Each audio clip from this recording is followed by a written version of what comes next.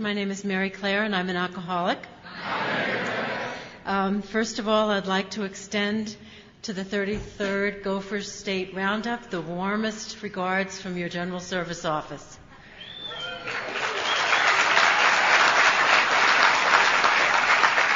And on a personal note, I'd like to say thanks to Pat, who is the chair of the Gopher State Board, and kept me right in the loop on everything that I needed to be doing before coming here. Samira, who's been a wonderful host to my best friend Joan and myself, and also some little angels in the audience, Angie, Justine, and Colleen. Thank you very much. My story is that of an alcoholic. You know, you're going to hear how it was, how I ended up being in AA, and what life has been like since.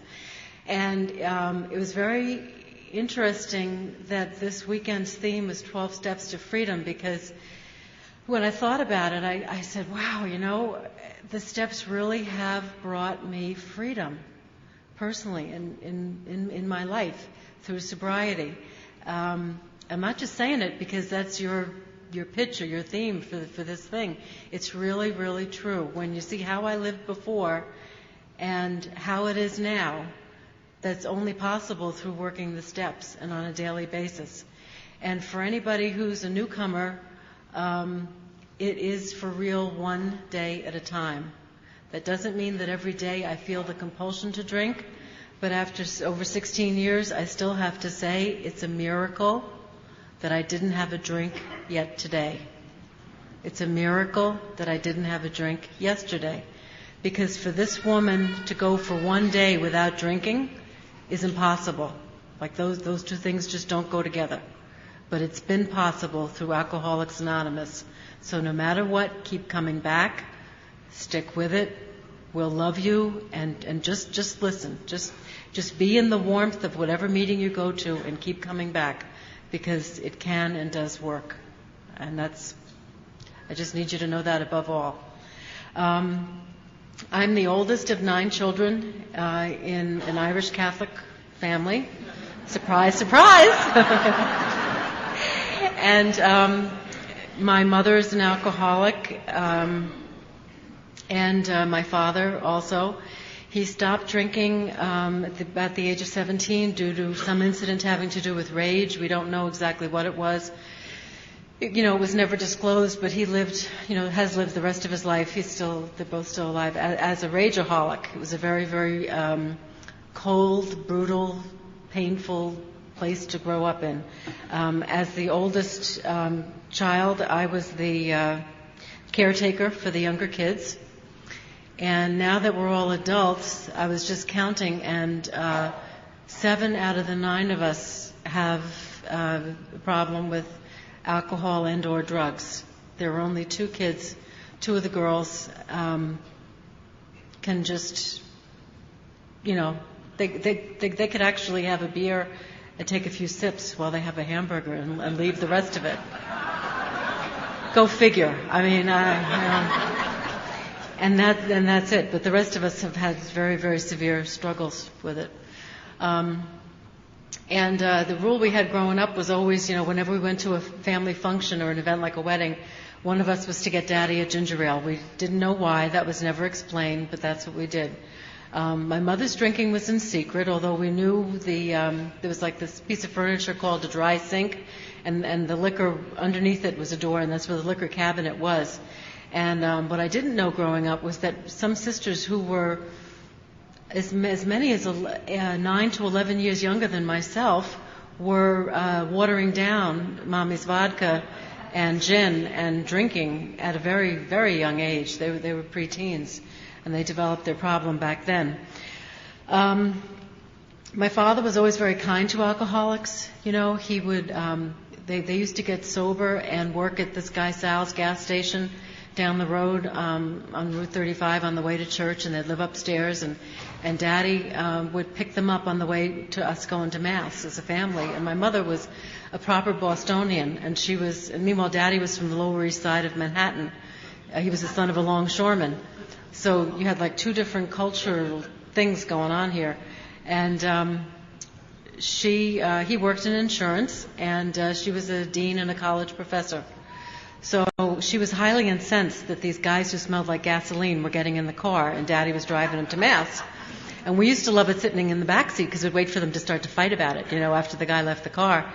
But the thing was about the recovering alcoholic was all we knew, us kids, was that he had some kind of problem, and Daddy was doing a good deed. And I used to sit like in the middle between my two brothers, and I used to be looking at the back of the guy's neck, and his collar would be frayed, and I was very like intuitive, and I would think like he was oozing earnestness. It was just coming right out of him. No matter what he was trying, his darndest at something. And he was really trying to be good, And then he would leave, and the next new guy would come in and live with Sal and kind of go through the same process. And my mother would say after they left, "Bill, I don't know why you have to do this." And he would just say, "Mary, there but for the grace of God go I." Never understood it until many, many years later, of course. Growing up, as I said, it was a pretty violent household.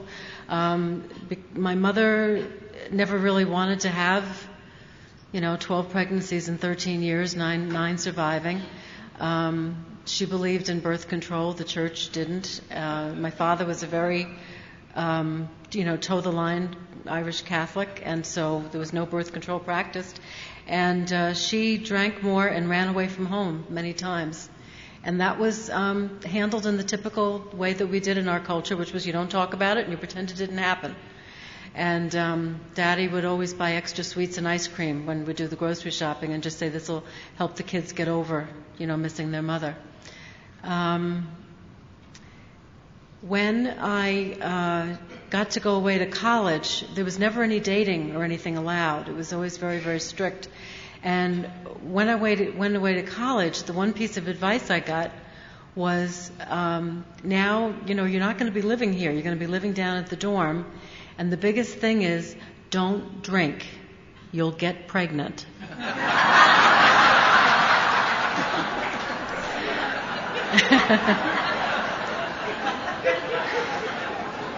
Now, I can be pretty naive even now, But I was an A student, even in science, and I knew. I don't think that's how you got pregnant exactly, But the first weekend that we were down on campus, we had a mixer, and I don't know if they do that anymore, but it's like you have like a big gym or an auditorium. And there's a band, and the boys from another college are on one side, and you girls are on the other, and those who are brave enough dance. And never having been with boys before, I went back to my dorm room and threw up. I was not going to have any part of this. And there was another crowd that was like boycotting the mixer. They were too cool for mixers. And they were going down to a fleet of bars that were at the foot of the hill of the boys' school that was our brother's school. And I went along with them, and I went to the Pinewood, and that's where I had my first drink. And they've turned it into a Dunkin' Donuts now. Can you believe that? I know I'm in the program, but that bugs me. The Pinewood's a Dunkin' Donuts. I don't know why. But I had my first drink. They said, what do you want to have? I didn't really know, and I heard somebody say Black Russian. So I said, okay, I'll have a Black Russian. And I loved it. Woo! It was like liquid licorice going down. And all of a sudden, it didn't matter that I was scared of the boys. It didn't matter that I didn't know how to dance. Nothing mattered. I just wanted another Black Russian. And I could talk to anybody, and I had such fun.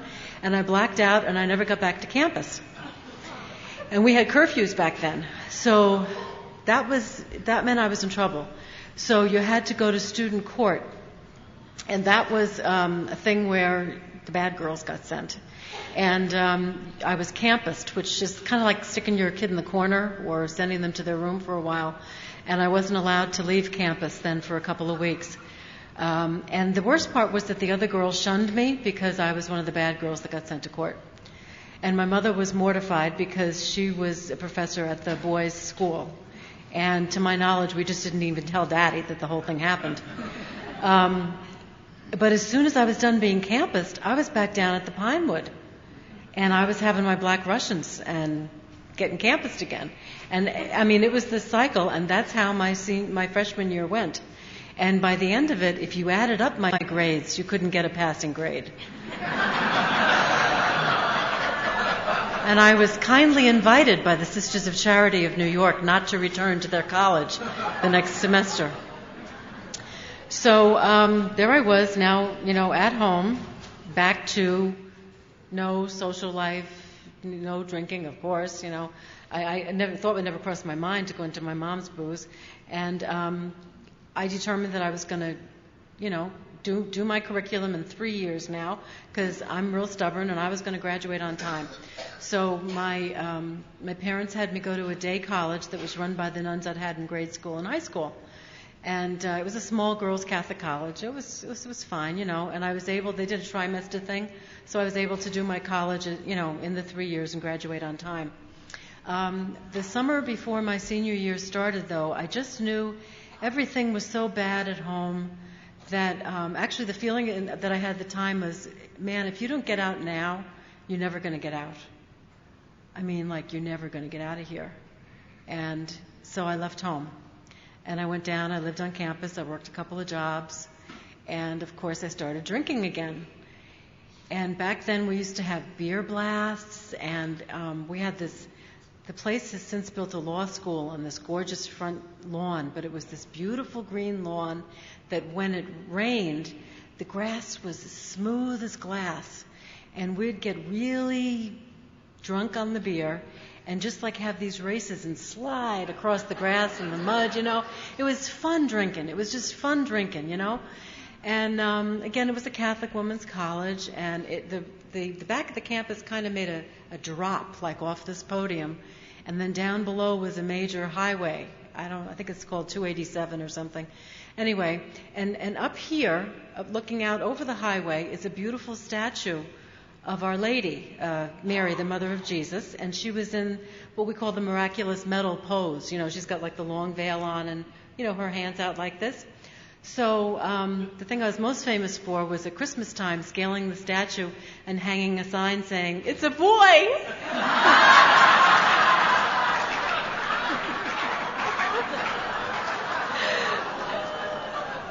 And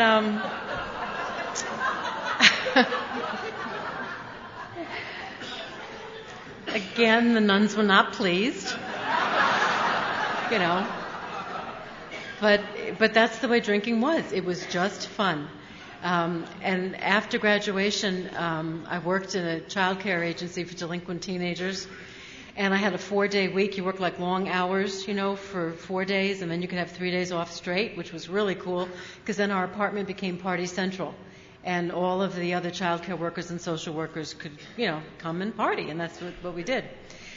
And as time wore on, though, I realized that my friends were, a lot of them were getting their master's degree. They were getting married. One of the girls actually left the apartment to get married and moved to Jersey. And, I just got the sense of, oh boy, you're turning 22, 23. And what are you doing besides working and drinking and having a good time, but you're not really moving your life on, in any meaningful way. And I was very taken by the sisters who ran this home for delinquent teenagers. They were Franciscans, and I'd been born on the Feast of St. Clair, and I always loved St. Clair. And I had a particular affection for St. Francis because he was behind the peace movement, and he loved all of nature, and he had a great let me do unto others, let me help others rather than be helped, let me love others rather than be loved kind of mentality, and that really appealed to me. And I also always thought that he was St. Clair's secret boyfriend. So that made for a really well-rounded saint, in my opinion, back then. And so, after working for them for about 1.5 years, I joined that order. And for the next 10 years to the day, I was Sister Mary Claire. And they had me, working in childcare. One of the big reasons I entered was also because I wanted to stay in that particular ministry, working in childcare, not teaching. And of course, they put me into teaching right away. So I call those years the years of my controlled drinking, because we really didn't do a lot of drinking at the convent, as opposed to what we heard about the rectories. It wasn't happening in the convent.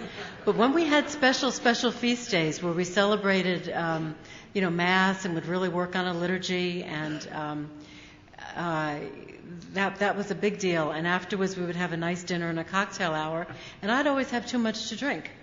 And it went for, that, special birthday parties or Jubilee celebrations, anything like that. I was like, when I wasn't drinking, I'm obviously in a controlled mode, I'm not drinking. But when I did, right back to the Pinewood days, totally out of it. And, when you live in religious community, your life in common is very important. The quality of your life in common is very important. And all I can compare it to is our life in our individual AA groups.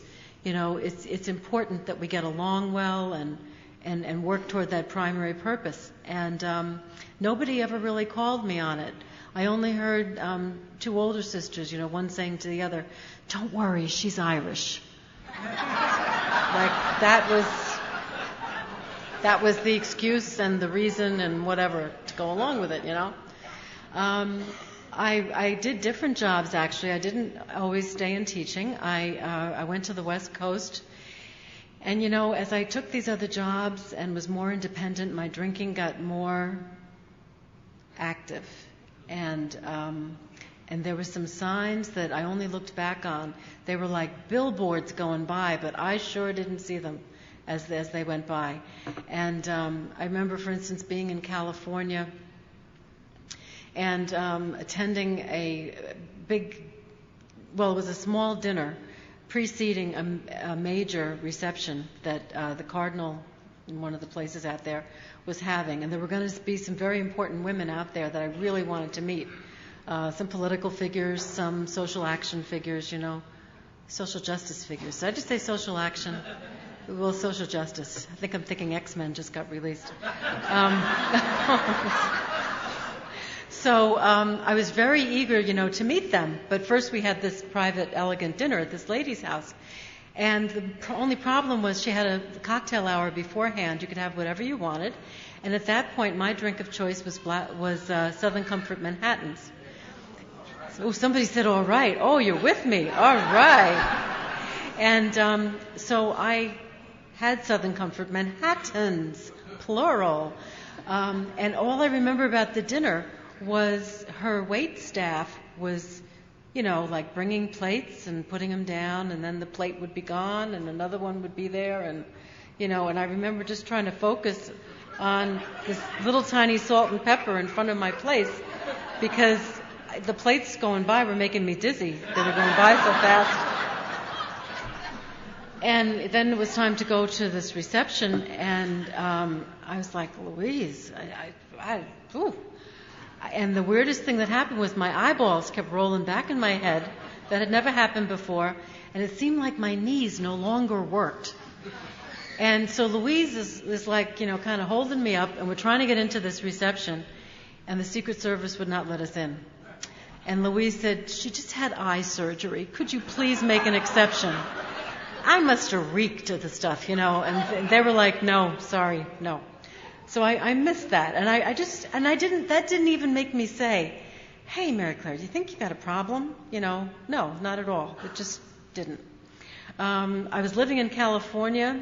I had done some media on-screen work for NBC, and that one thing led to another, and I ended up with a job in Los Angeles at Center for Communications Ministry. While I was doing the things on NBC, I had worked with Mary Knoll and doing promotion for a film that we actually made the top 5 in the documentary category that year for the Academy Awards. And so there was a lot of partying that went on with that, and of course I overdid it. And when I came to live in Santa Monica with these Sisters of Charity, not the ones who threw me out of college, but a different order, they were great ladies. They were from Billings, Montana, originally, and but I I adopted this mantra, Southern comfort is my comfort. Seriously.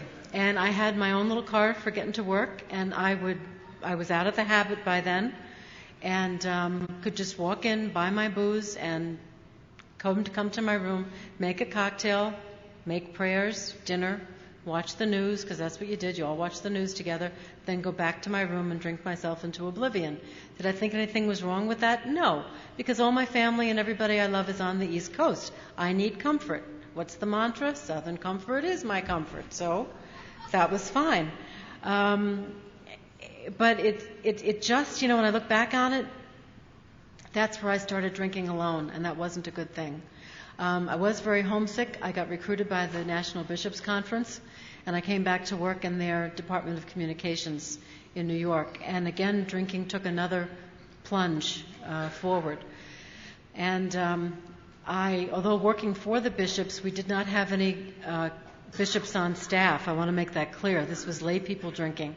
And one dear friend, he was my friend not just because of the alcohol, but he was a dear friend, and he had a desk with what looked like file drawers, but really it was a door. And when you opened up the door, he kept bottles of scotch in there. And at 5 o'clock, my phone would light, and I knew it would be this friend saying, "Come on down, it's 5 o'clock, you can drink." Sure enough, the light would go on. I'd say, "Henry, I'll be right down." And he'd have the scotch ready, and then we'd go into the screening room. Because what his job was to look at television shows and new movies that were coming out, by Paramount and anybody who's producing movies, and give them a rating. So we used to watch them together as we drank our scotch. And for any of you old-time good Catholics in the audience, we were your Legion of Decency.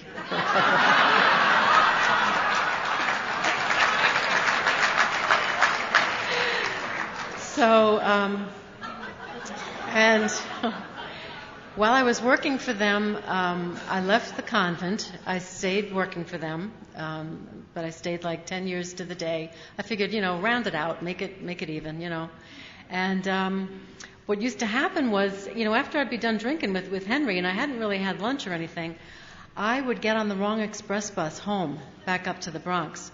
Now that's fairly impossible to do because you know what a bus looks like, okay? And the front of... You don't? Oh, well, they're these big vehicles, okay, that carry about 60 people. And the front of them are clearly marked where they're going. And everybody knows, like, your place where you're going is 3X, Sedgwick, okay? That's my bus. That's the bus I had to get. I don't get on the 4. I don't get on the 6. I get on the 3X. That's it. And they all have big... it's got to be this big, the sign, right? What I was doing was I was always getting on the wrong bus.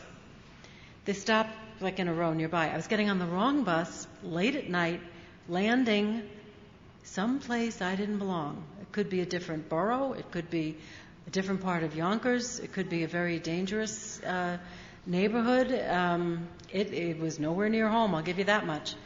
And so what I would do is get on the phone and call one of the nuns, who was my best friend Joni, who was a guest here this weekend, and just say, "Joni, I got on the wrong bus." And she, of course, would have been asleep because she was working a very early shift as a cancer care technician. And she'd say, "How did you do that?" I said, "I don't know. Where are you?" "I don't know." "Well, what does it look like around you?" "Dark." Well, do you see any stores, any signs? Is there anything you can tell me? Do you know at all where you are? And I would try to say something, and God bless her, she'd put her raincoat on over her nightie and get in the car and come get me and drop me off at my apartment. Didn't ask a lot of questions, and she was pretty much my savior. After a while, she started stopping by the house to see if I had food, if I'd fed the dog, had the bills been paid, any of that stuff. Because my life gradually, over the next 10 years, it just became all about the alcohol. It became all about the alcohol. And in that way, all about living your life as a responsible woman just went down the tubes. I worked for, different operations. I kept getting recruited. I never drank on the job. I once went out for lunch, and 2 bottles of wine later caught a train home, and I realized you can't drink during the workday. So I never drank after that during a workday. But I lived for when the train would be leaving Grand Central Station, because now I was in a job where I could take the train home, and I needed to be there 10 minutes before the train left so I could get a couple of bottles of wine from the bar cart to take on the train. And P.S., my ride home was like 11 to 17 minutes, depending, and I had to have these little bottles of wine, had to have them till I got home, and then I would drink myself into oblivion. Get up in the morning, and the house looked like vandals had come in and ransacked it. I mean, it would just be a mess. I don't know what meals I cooked or tried to cook. I typically would paint my fingers in different colors. Why? I don't know. I was too old to be into psychedelic stuff. Neighbors said I walked my dog in my nightie. Not a pretty sight, But, things that were never in my character to do, I was doing. And then there were incidents, that happened. Like I remember being with a crew of engineers. We did these seminars, and we did a city a day. It was very rigorous. Started in Raleigh, and then we'd go to Atlanta and Chicago and like that, And I got the seminar running.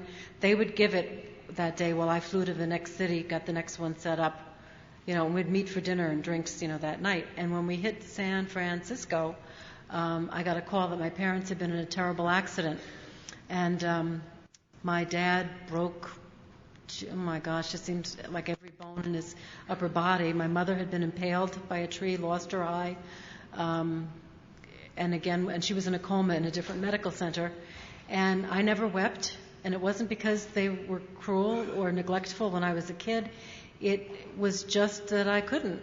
And the guys said, "We better get you for a drink, get you downstairs for a drink." And I was like, "Yeah." And that's what we did. And I drank them under the table. And I remember distinctly having the thought, I guess this is what they mean by a wooden leg, that you can just drink these guys under the table. And rather than being sorrowful or, even sitting down and saying some prayers or something for my folks, I was more concerned about numbing it all. Just drink till it doesn't hurt. But you know what? I couldn't get drunk that night. I drank and drank and drank.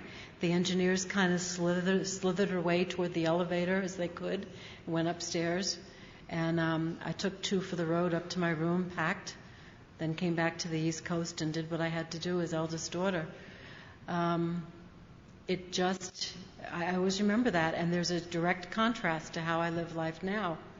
I had a boss named Fran in one of the places where I worked, and she'd known me from the convent. And she came in one day, and she said, it was about 2 o'clock, I guess, in the afternoon, and she said, I can tell we had a liquid lunch. Now, I hadn't, So I just looked up without thinking, and I said, "Fran, I haven't even been out to lunch. I've been working on this project." And she just looked at me like she didn't know what to say, and she spun on her heel and she walked out the room. And I was like, why would she say that? And I went, holy cow, oh my God. Despite shower, cologne, lotion, yada yada, all the girl stuff, I smelled like booze. That sicky, yicky stuff when it's coming through your skin, that's what I smelled like.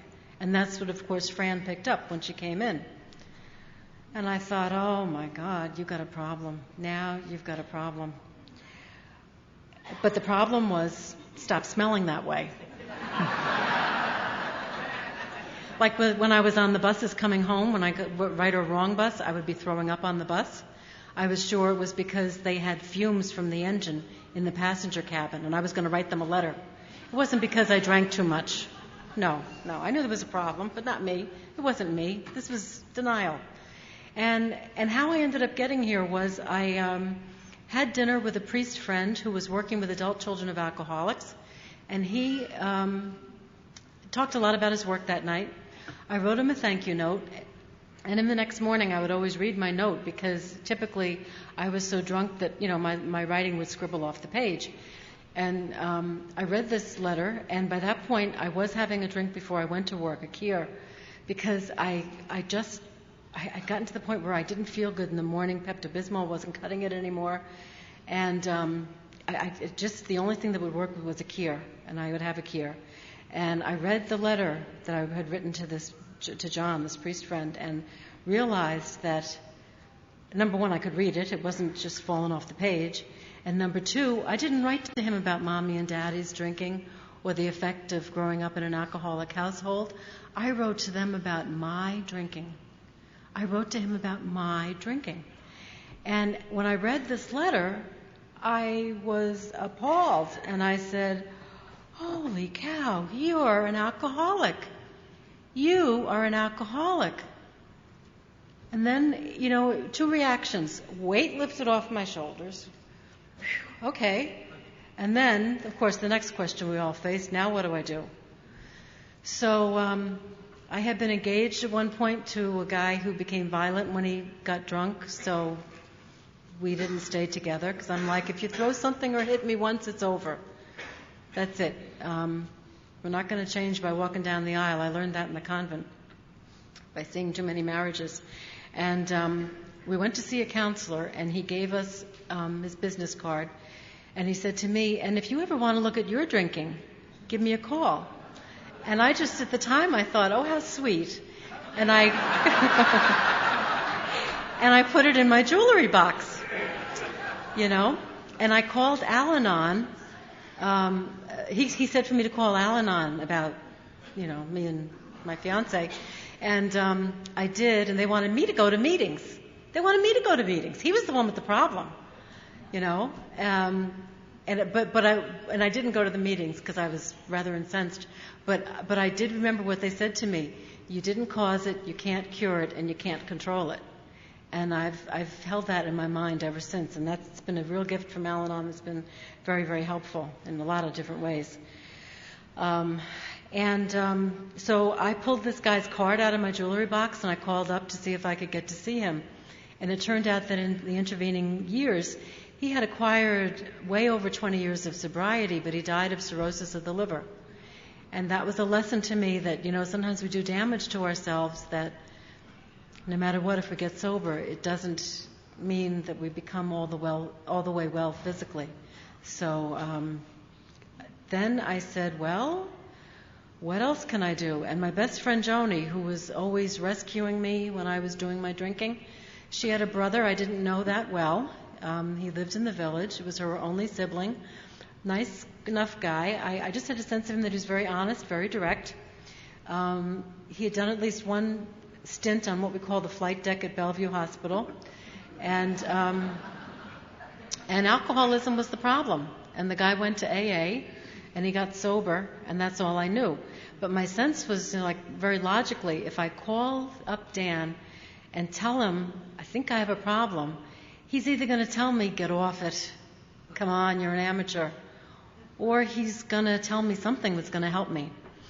So that's what I did. I called him up, and he was first concerned. I wasn't in the habit of calling him, Was his sister okay? I said, Joni's fine. I said, but I have a little problem. And he was a computer expert. And he says, is it with your system? And I said, not the system you're thinking of. I said, it's my system. I said, I can't stop drinking. He said, what do you mean? I said, I mean, I can't stop drinking. I drink every day. I drink all that I can. Once I start, I can't stop. Whatever way you want to do it, I can't stop drinking. He said, okay. Can you hold on until right after work and come down to my apartment? I said, yeah, sure. So I went down to his apartment in the village, and he served me decaf coffee. This was cocktail hour time, So we had decaf coffee, and instead of talking to him about my problems with booze, I started, griping and moaning and groaning about life, Can't find a boyfriend, and I'm not getting paid enough, and I can't pay my bills, and, moan and groaning. And he sat back there. He was a large fellow, and he kind of sat back there in his chair, and he looked at me kind of smugly at one point, I thought.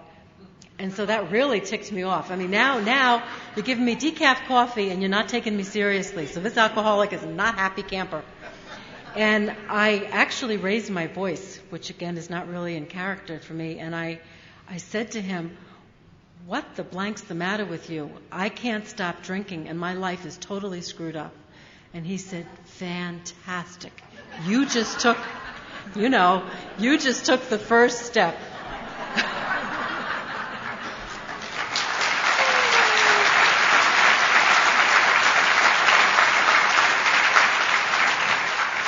I said, "What are you talking about?" And he said, "Can I get you some more coffee?" "No, thank you." And he said, "All right, I want you to sit back and listen." And he told me his AA story. And the particulars of it were different, you know. This was a very out guy in the village and single and just different lifestyle than me, different life, different era. He was a bit older than myself. But I identified like 1,000,000% with his story. I drank the way he drank. I felt the way he felt. I drank the way he drank. It was amazing. And I felt such love for him. It was like, "Oh my God, you finally come home." And he said, "So maybe you have a drinking problem." And I'm thinking, "Oh geez, I'm like you. I must." I said, "Well, what do we do?" And he said, "Well, I'm in AA, and what we do is we go to meetings." I said, "Okay, I was ready, willing, and able. You know, tell me where to go." And so he found out meetings that were near where I worked. Mustard Seed and Grand Central were the names of the two. And he told me about meetings 101, which was great. He said, "You know, you walk in, there'll be chairs, you sit down. There might be a smoking section and a non-smoking. If you don't smoke, which I don't think you do you? No? Okay. Then you sit over in the other section. You don't have to open your mouth. You don't have to say who you are. You don't have to say a darn thing. You go in, you sit down. It'll go for exactly 1 hour. They'll all get up. They might say a prayer, and then you just walk away. If you should want to, when they say, 'Are there any newcomers?' you can raise your hands and identify yourself. If you do, know that all the women will come running up to you and give you phone numbers." He said, "That's normal. That's how we help each other. And they'll help you. And it's okay to take their numbers and give them yours. If guys come up, we have a name for that. And that's not nice. And so don't take any numbers from guys." So, I mean, he gave me just all these cues, you know, and he kept saying, you know, it's a day at a time, just a day at a time, one step at a time. And I left his apartment with hope in my heart. I had been suicidal. I was standing on the edge of railroad tracks going to work at the spot where danger 600 volts, the D had worn off and it said anger, 600 volts. That was my spot. And that was my spot because I was totally enraged that I had lived to see another day. Because when I woke up, I realized I drank myself into oblivion. And I swore I wouldn't do it today. But I did it again and again and again for days and weeks and months and years. And so when I left his apartment, I had some hope. And I remember walking down those stairs. And those little teeny tiny tiles on the stairs. And looking at the tiles and going step by step, a day at a time, step by step, a day at a time, step by step, a day at a time. And that's the way I walked. I walked all the way up to Grand Central and stationing, and then went home. And I went to my first meeting, and it was at the Mustard Seed. And I decided I was going to be brave and raised my hand, and the guys ran up first. I was younger and cuter then, and it scared the heck out of me, you know, so I ran out of that meeting, and I called up Dan. I was crying, and he says, "It's okay, it's okay, it's okay. A lot of things happen in AA. Don't worry about it. Go to that other meeting, Grand Central." And that's my home group to this day. And in Grand Central, you had to walk up a big flight of stairs, you know. So I walked up the stairs, and this guy John was up there. "Hey, how are you? Don't touch me." You're new, aren't you? How do you know? They know. I did say, I was new and I was an alcoholic, and the women came up first, thanks be to God, and gave me their numbers, and I got a sponsor and began working the steps, and it made a huge change in my life. The compulsion to drink didn't go away for a while. There were a lot of struggles, but I did remain sober from the day I walked in till now, and it's changed my life remarkably. It's changed my life remarkably. I have situations in life that I've learned to show up for, and not drink over. My mother, the alcoholic, is dying right now. She's in a nursing home. She'll be 81 on Monday. And we're in the last, probably weeks, maybe a month or two of her life. And it was very special to see yellow flowers up here because that's her favorite color. And I can go there. And because she's in the nursing home, she hasn't been able to have alcohol. And so she's sober, if you want. She doesn't have booze in her. And I'm the eldest, and she talks to me about all the serious things. She talks to me about dying. She talks to me about living.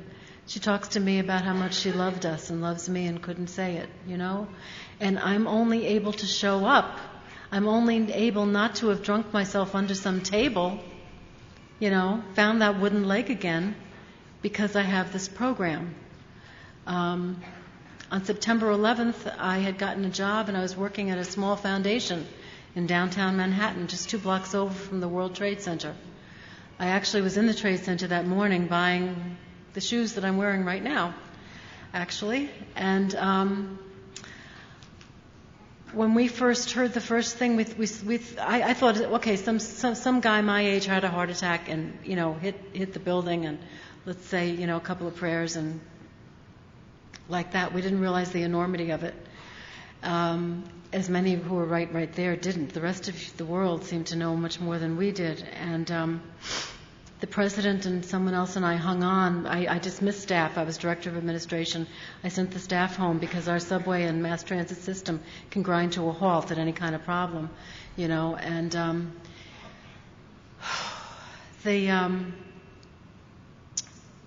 we were waiting for Josh because he had been in the Kansas City bombings a few years ago. He was a young kid, very sensitive, and I didn't want him to walk into some other disaster and find nobody in the office. So we waited for Josh. And by the time he got there, the building had shook, and I think they said it was a 2.5 on the Richter scale, and that was the first tower coming down. And when we came outside, we looked up. And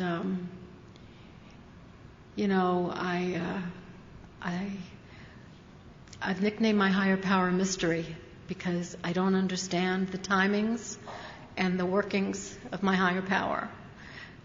We saw things, we saw people, we saw things nobody should ever have to see in this world that day. And when we got downstairs, there was only one tower left, and it was gray. There was this gray smoke. It wasn't smoke, it was dust. And all we could do was link arms because you could just see, a few feet in front of you. And we linked arms and we walked north near the East River because it was like anybody who was in Girl Scouts or Boy Scouts. It was something about smoke and water, so we just figured, be near the water. So we stayed by the East River, and then we ended up on Broadway. And when we were in Chinatown, somebody screamed, and we turned around, and the second tower had fallen. Actually, it was imploding that we saw. And, it wasn't like the Godzilla movies where people are screaming and racing. We were this filthy mass of silent gray people trudging north, just holding arms and trudging north.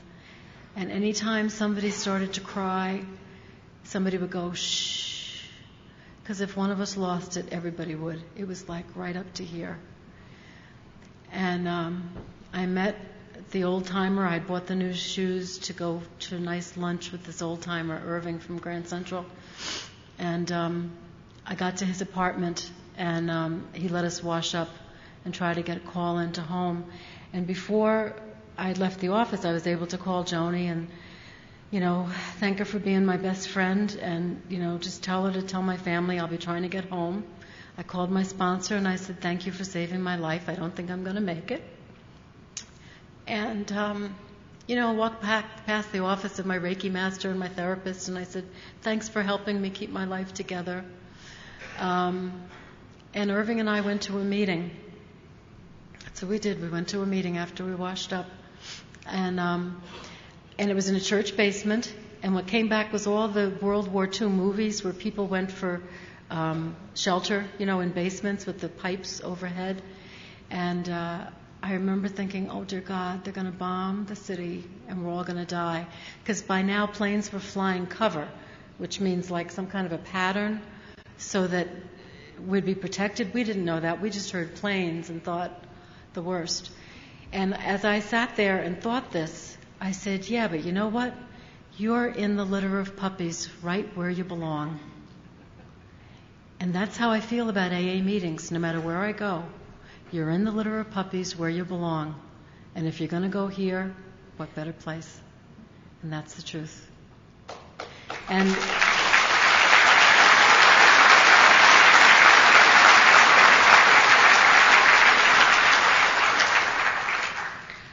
I tell you that not for effect, but because it's the truth. And we left the meeting and walked, I walked up, went back with the crowd of walking people. And one of the things that was there was, and this was what made it be so different, was the bars were overfilled to capacity. People were out on the streets with their drinks. The bars were so full. Every single bar was full. In front of the churches and synagogues, they had tables with water on it in case we needed, we needed to drink water. But the bars were filled to capacity, and I had no urge to go in. And I thought to myself, holy cow, what a difference between, San Francisco and getting the word about Mommy and Daddy and just drinking myself into oblivion. And here I can go to an AA meeting and walk past the bars, And, life is life after sobriety, and you are where you are for a reason, and you show up, and sometimes God opens some painful but beautiful doors, for making amends. And when I was working at the office a Sunday night about 2 years ago, and got a call that Dan, who had walked me into AA and escorted me through the years, had been found dead. And he was dead for several days, and the police were there. And Joni and I went down, and they left a young cop there, and his name was Lynch, of all things. It's my last name. And the amends that I could make to Joan was to stand next to her, not drink over this. This was the guy who got me sober. But don't drink over it. Don't cry over it. Stand next to her. The details have to be attended to. You've got to go to the medical examiners, ID the body, visit the coroner, do all these things. Whatever I could do to help her, I did. And it was the only way I knew of making amends and saying thank you. Thank you. You kept my life together when it was falling apart. And it wasn't your problem to do that, but you did it. You did it, and I owe you big time, sister. I owe you big time. And that's a lesson. It's like life has opened the door now with my mother. She's able to talk to me. And she's got a brother who walked out of the woodwork. We haven't seen him in 28 years.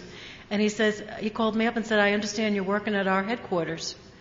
And I said, I remembered the company he worked with, and I said, no, I work for AA World Services. And he said, yeah, our headquarters.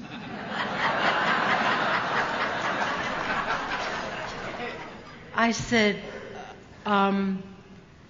do you know what AA is? Because he was like the most drunk uncle I had,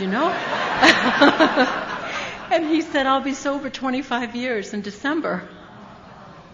and so there are these blessings. It's a blessing. It's a blessing that I can put my arm around my mother and be there for her and talk to her. It's a blessing. It's a blessing to be here. There are friends I just haven't met yet, who are here. And so, I hope I've described how life can be pretty rough when you're out there drinking, in so many ways. And yet now in sobriety, I've got the tools, of the steps. I look at what I'm powerless over. Say I can't do it, yet I got a higher power who can, who's taught me how to make amends, who's taught me how to say I'm sorry as soon as I realize I messed up on somebody. And I learned how to meditate.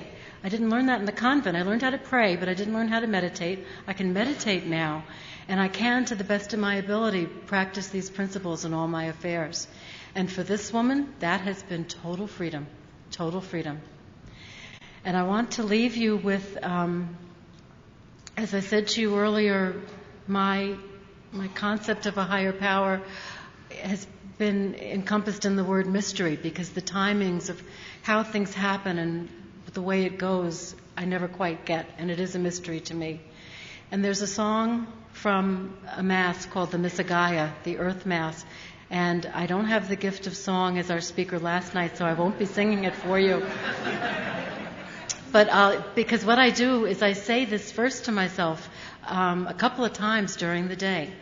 I always start off saying thanks for my sobriety at the end of the day, and at the beginning of the day saying, God, please keep me sober today. But then during the day, this is what keeps me going, so that I can see my higher power's hand and get out of the way and be of service. Oh, mystery, you are alive. I feel you all around. You're the fire in my heart. You are the holy sound. You are all of life, and it is to you that I sing. Grant that I may see you always in everything. Thank you for my sobriety.